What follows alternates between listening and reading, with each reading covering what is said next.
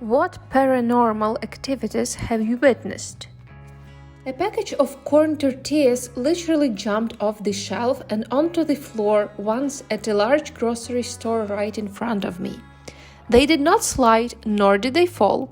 There was no one else around. I thought it was a sign to make enchiladas or something, but it was also quite frightening. Someone's abuelita wanted you to make enchiladas. Lights turning off on, items flying off of shelves, counters. One time when I was home at night by myself, I saw something move out of the corner of my eye. I looked over and the bottom of one half of my scarf that I had draped over the top of my bathroom door was suspended at a 20-degree angle, including the tassels in mid-air. At this point, so many things were happening in my apartment, including physical wells down my back, that I was terrified to be in it. I ended up getting dressed and going outside the building before I broke down crying and called my grandma to come pick me up. A different time, my friend and I were outside the building smoking when we heard what sounded like someone trashing my apartment. I'm talking chairs being smashed into walls, shelves being tipped over. I was the only person living in the building at the time. We raced upstairs to catch whoever it was, but not a single thing was moved in my apartment, and all the other units were locked. I checked. I never saw a ghost, apparition, shadow, etc. When we first moved in, everyone hated coming into our building. They said it fell off. My ex and I never felt that way at first and thought everyone was exaggerating. By the time I moved, I wouldn't speak about ghosts or watch anything remotely paranormal in my apartment. Eventually, I watched the paranormal activities at a friend's and cannot describe the chill I felt. Similar things were happening in my own home. Haven't experienced anything like it since I moved. I went with my best friend during high school for summer vacation to his grandparents who live in the countryside in Japan. I stayed in his mom's old room, which has a small wall closet. Just above this closet was a smaller closet door, like 1.5 feet tall and about 3 feet wide, just above it. Weird design, but their house is old. The first couple weeks, I was pretty jet-lagged and Japan is hot and humid, so I didn't really sleep at night. If my light was off at night, though, I always felt uneasy about that small closet space. Something about it just felt darker than the rest of the room. Toward the end of the second week, I started to adjust to the time difference. One morning I woke up and the small door was open. It was unsettling, but I closed it and just thought maybe it wasn't closed all the way and came loose. A couple nights later, I woke up feeling uneasy. It was dark and I could kinda see, and I could see that small door was open.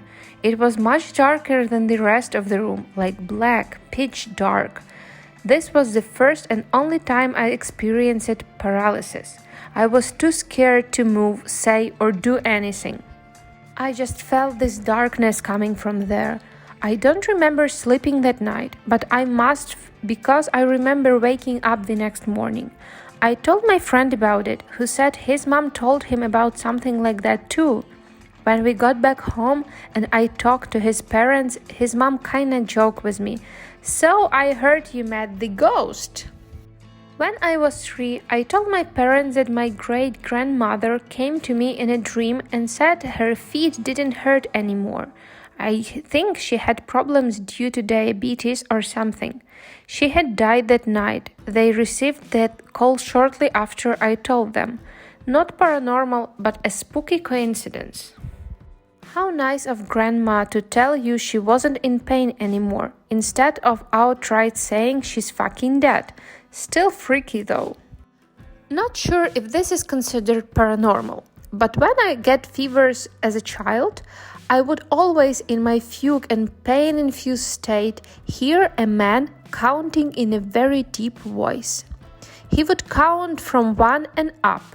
As the numbers get larger, the voice gets louder and more intense. It started to get less frequent as I grew older, and now I do not experience it anymore. I've brushed it aside as a recurring nightmare until only recently I've learned that my sister would experience the exact same thing when she was younger as well. It's not the scariest thing, but it does send shivers down my spine trying to comprehend this. You're haunted by Count, the Muppet. I work in a cemetery. One evening, I had stayed late to do some catch-up work. I was taking pictures of some grenade samples to have on my phone and had already locked up. I was alone. As I was holding my phone, I heard the doorway to the basement swing open, slam shut, and heard footsteps go down the stairs. I froze. I thought for sure someone had come in. I called out to see if it was someone from maintenance. No reply. I got scared because if it wasn't them, someone had broken in. I stayed still for a bit and listened, then called out again. Nothing. Finally, I got brave enough to look. No one there. I peeked down the basement. Empty. All the doors were still locked. What the hell kind of super evil and scary cemetery has a basement? The evil of corporate-owned cemeteries. Ooh. My dad was in a hospital with a serious brain tumor. The hospital was about 40 miles from me and he was in no shape to even keep awake.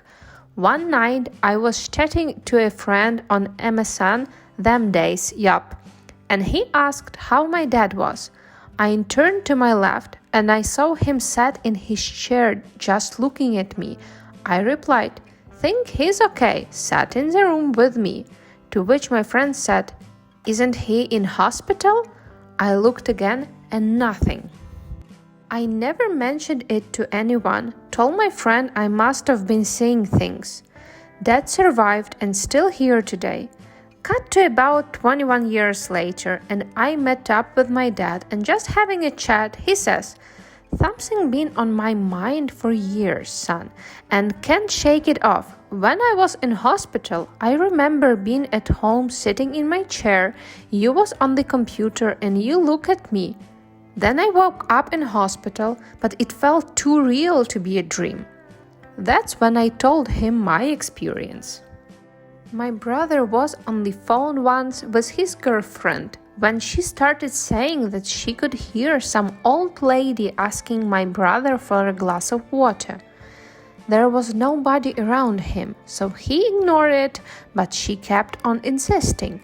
He hung up the phone and went to check on our grandma who was in her bedroom and found her dead.